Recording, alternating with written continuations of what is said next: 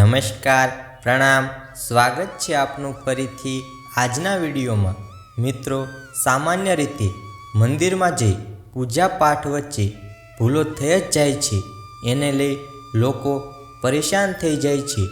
મનમાં ને મનમાં પાપ ચડવાને લઈને ભગવાન પાસે માફી માંગવાના રસ્તા શોધે છે।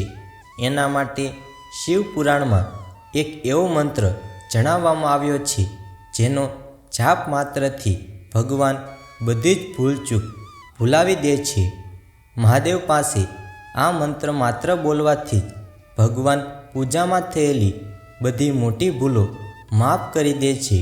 મહાદેવના આ મંત્રને મંદિર જવા પહેલાં અથવા પછી વાંચી લો। આ જાપ માત્રથી બધી સમસ્યા ખતમ થઈ જશે। ભગવાન શિવનો આ મંત્ર બાળકથી લઈ વૃદ્ધો પણ સરળતાથી યાદ કરી શકે છે। શિવ પુરાણમાં જણાવવામાં આવ્યું છે, ભગવાન શિવના આ મંત્રમાં એટલી શક્તિ છે કે આ મંત્રના જાપ માત્રથી ભગવાન શિવ પ્રસન્ન થઈ જાય છે। મહાદેવ ઉપરાંત બીજા દેવતા પણ આ મંત્રના જાપથી મનોકામના પૂર્ણ કરે છે, સાથે જ ક્ષમા પણ સ્વીકારી લે છે।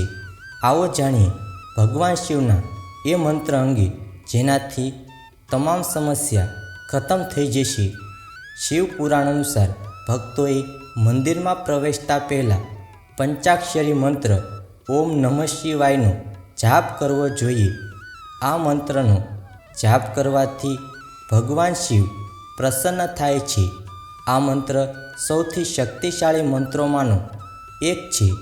સમગ્ર શાસ્ત્રોનું જ્ઞાન તેમાં રહેલું છે। પૂજા દરમિયાન પણ જો કોઈ ભૂલ થઈ જાય તો સાચા મનથી ઓમ નમઃ શિવાય મંત્રનો જાપ કરવાથી બધી ભૂલો દૂર થઈ જશે। કોઈ પણ દેવતાની પૂજા કરતી વખતે આ મંત્રનો જાપ કરવાથી ક્ષમાની સાથે સાથે મનોકામનાઓની પૂર્તિ પણ થાય છે। ભગવાનના આશીર્વાદ પ્રાપ્ત થાય છે। આ મંત્રનો જાપ કરવાથી મોક્ષની પ્રાપ્તિ થાય છે। મંદિરની બહાર ઊભા રહીને કે મંદિરમાં પ્રવેશ કરતી વખતે ભગવાન શિવના આ મંત્રનો જાપ કરવો જોઈએ।